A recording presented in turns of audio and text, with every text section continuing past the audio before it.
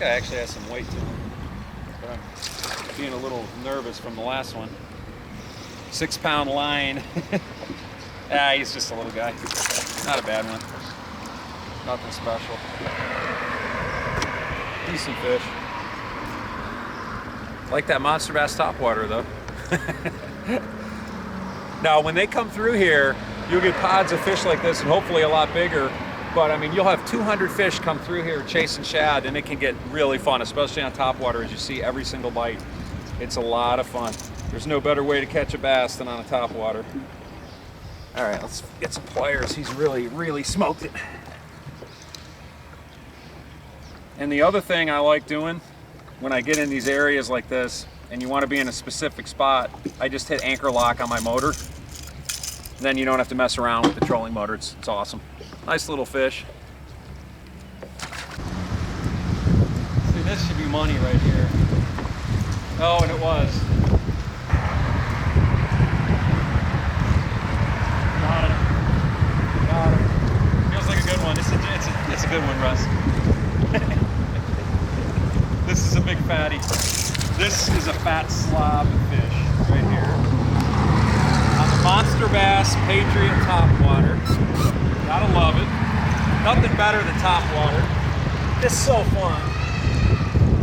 Man, on 6 pound line and a little dinky spinning rod, it's really a lot of fun.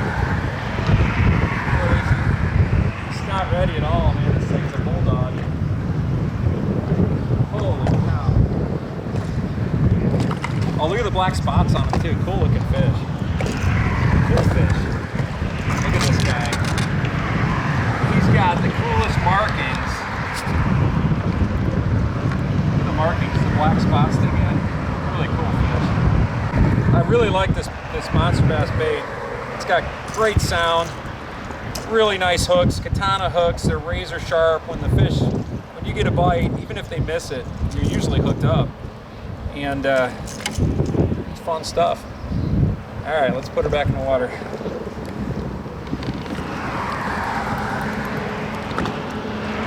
There she goes.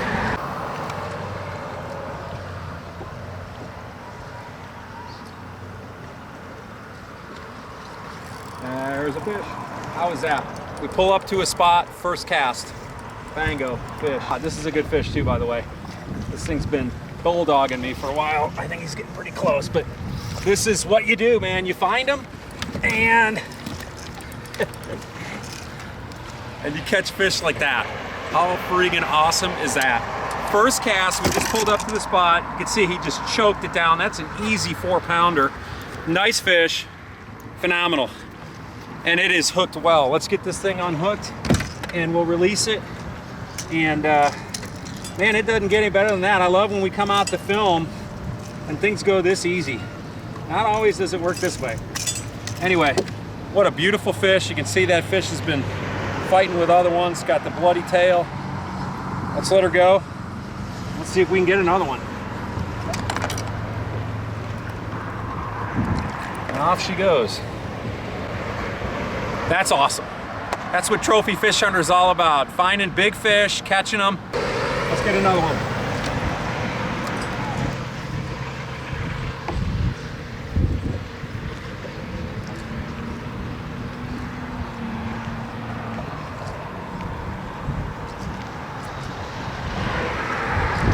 You know, one of the crazy things with this, when you're fishing bridge structures like this where the current's running through, one of the most amazing things is that inches matter. I mean, if you don't have the bait close to the wall, you will get far less strikes. Like I'm about 5 to 8 feet off right now. Not a bad cast, but not a perfect cast at all. We'll try to get this one right on that bridge wall, and the odds go up dramatically. There we go. That's a little better.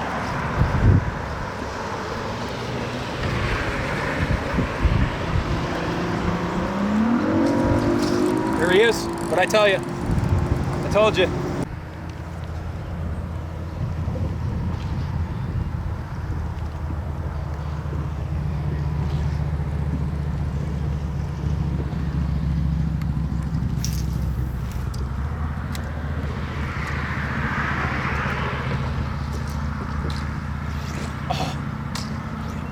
That was pretty cool, guys. Right in front of a bunch of Canadian geese, a bunch of little baby geese. This is a decent fish. Not a monster, but a good one, and a jumper. This is so fun. There's nothing better than topwater. Like I said, once you figure it out, these reservoirs, they're rivers. They're not lakes. It's all about current. When you figure out where the fish are, it's 20, 30 fish an hour, and that's no exaggeration. We've been here about 5 minutes, and another decent fish. Not a giant, but I promise you, you fish in a tournament, you are really happy to put 5 of these in the live well and then search for a big one. Nice little bass. Pretty cool stuff. Let's see if there's another one over there. These fish move around a lot. The reason they're here every single day. And so they're not here for 24 hours a day, but they're here at some point every single day. They come in. This is like a neck down area. This is a reservoir, just like most every body of water in the Midwest. These fish come in here because it's a place where they can trap the bait fish. It's a narrowed down area where they can push the bait fish in and trap them and get a much easier chance to catch them than out in the open water. That's why they hang near the bridge or near the corners, because the corners just take one direction away from the fish to escape. So it's just a perfect spot for them. Like I said, they're here every day. There's certain times of the day, especially in the evenings, when it can get just crazy. When they come in and there's hundreds and hundreds in a school, sometimes you'll see them busting on the surface. And the thing that's beautiful about these spots is you can fish them. You can fish them all day. You can make 100 casts in the same spot and not catch anything. In the 101st cast, you might catch the next 5 consecutive casts because the fish move around a lot. So we're gonna hit all the corners of this bridge before we're done. And my guess is we'll catch 10 to 15 bass, no problem.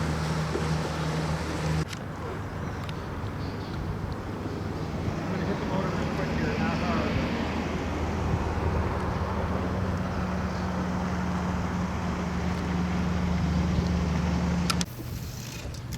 I know there's more fish in there, I'm positive there are.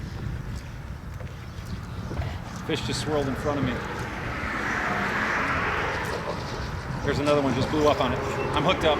There's fish all over. You see those fish busting next to me? This is a decent fish too. This is just so fun. I don't know how to describe it to you. We can sit here all day and catch these quality bass, one after the next after the next. These are all, you know, low 2-pound fish, but a lot of times you'll get 3s, 4s, 5s, sometimes even 6s that move through here. And there's just they're swirling like crazy there. We got to get this fish back in the water so we can catch another one real fast. My pliers, a messy boat. Let's see here. There they are. There's fish all over here. We'll catch 10 to 20 fish here, no problem. Get this hook out. These katana hooks, these hooks on these Monster Bass Patriots, they're katana hooks. They're razor sharp. I mean, if they touch the fish is hooked. I mean, that thing's in the gristle. Nice fish. I'll let her go. See if we can get another one. There were 3 or 4 fish that were swirling all over the place, right over in the same exact spot.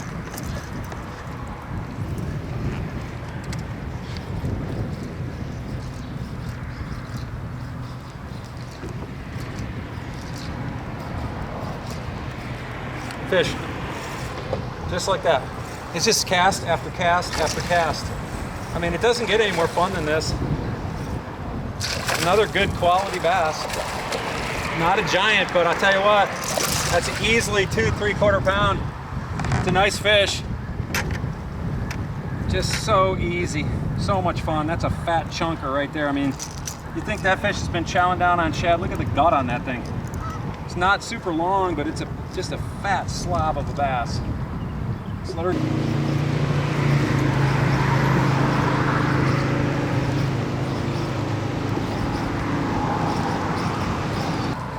That wasn't too hard. Second cast.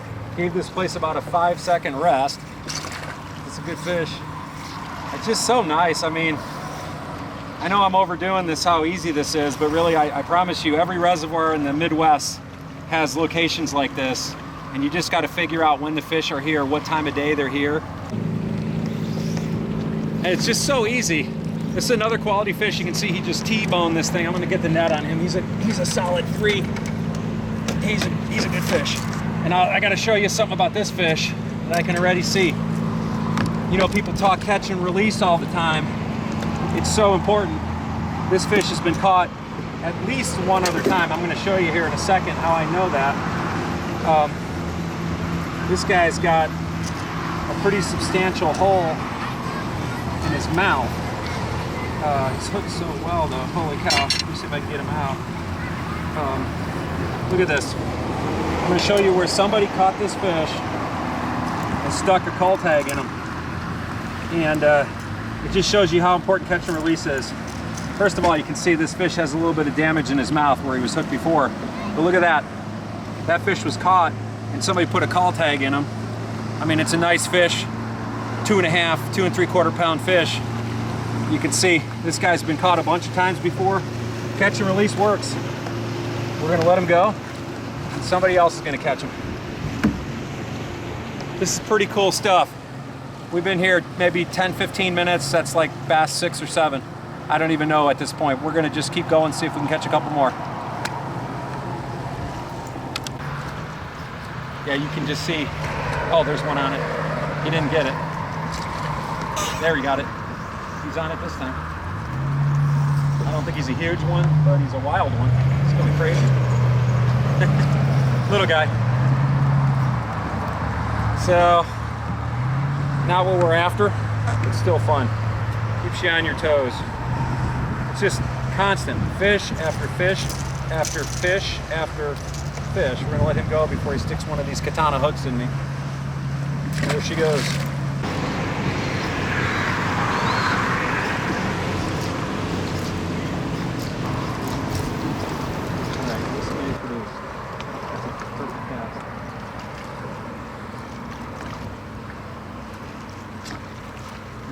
I knew it would produce. It's like, oh, he's off. God darn it. Maybe he comes back. Probably not. He was hit pretty well. I had him on for a second and then he just got off. But man, the closer you get to the walls, the better your odds are. See if there's more than just one there. Oh, there's fish busting right there. When you see them busting like that, you want to throw in it as fast as you can. And hopefully, bummer. Little fish busting right in front of us. You know, the other thing too is you guys have seen all this boat traffic coming through here, and most fishermen would be not happy about it, especially here on this lake, probably on a lot of lakes. People don't abide by the no wake zone very often. So you got people blowing through here at high speed, but it's a good thing. It makes the water go crazy. It gets the shad churned up, and I find that it makes the bass more aggressive. I guess the last thing I'll mention when it comes to running these top waters is I find that being erratic is a good thing. I'm not trying to walk this thing back and forth, which is easy to do. You know, I can make this thing go back and forth, but I don't get nearly as many bites as if I just make it go nuts. Because when there's a shad on the surface and he's trying to get away from a bass, he's not swimming in a predictable pattern. That fish is going crazy to try to get away from the predators. So just fast jerks, let it stop every once in a while, just go nuts with it and you'll get a lot more bites. It's that perfect time of the day. It's 8:30, the sun's going down. We should have a crazy flurry here that'll last 5 or 10 minutes and then it'll go completely dead. Once it gets dark, this area will go dead completely. Why? I have no idea. But this is my home lake and I fish it a lot, so I just know this will not produce at night.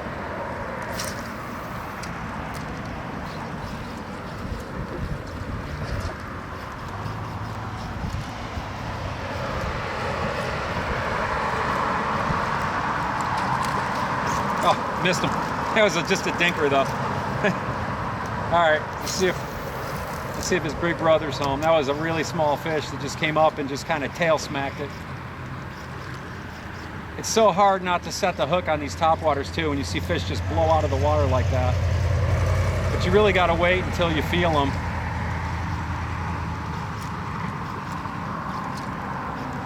There he is. He hit it from underneath. This is a better fish. This is a way better fish. This is the big brother of the little dinker I just missed. Not a giant, but it's a good fish. Oh, I take it back. This is a big boy. And he just sucked it in from underneath. This is a whopper, whopper, whopper.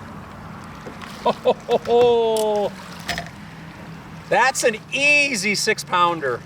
That's unbelievable. I didn't even see that fish hit. He just kind of from underneath, and the next thing I know, on the next twitch, I had weight on there and I set the hook and bingo, there he was. That is a beast. This is what we were after. The odds of catching this fish wasn't super great.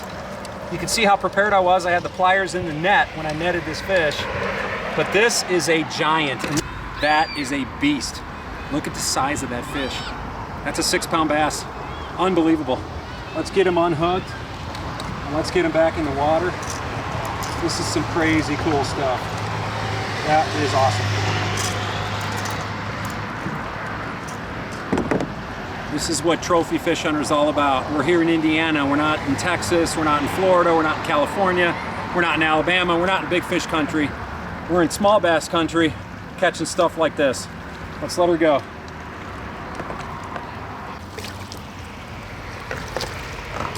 There she goes. That's awesome. Guys, we're gonna close it on this. I mean, I can sit here for the next hour. I doubt I'm gonna catch a bass that big. I'm just psyched. We've caught, I don't know, 10, 15 bass in a very short period of time. So much fun on top water. It doesn't get any better than top water. That wraps it up for this segment of Trophy Fish Hunter. Join us next week. I have no idea where we're gonna be, but I promise you this, we're gonna be after large North American game fish. Thanks for watching.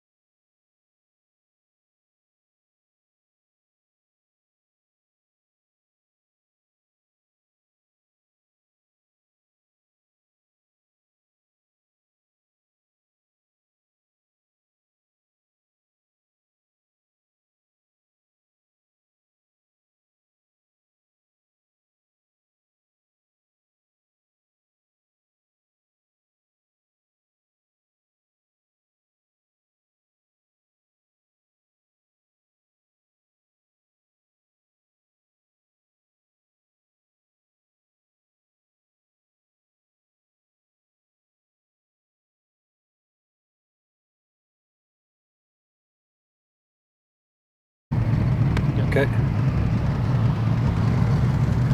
You ready?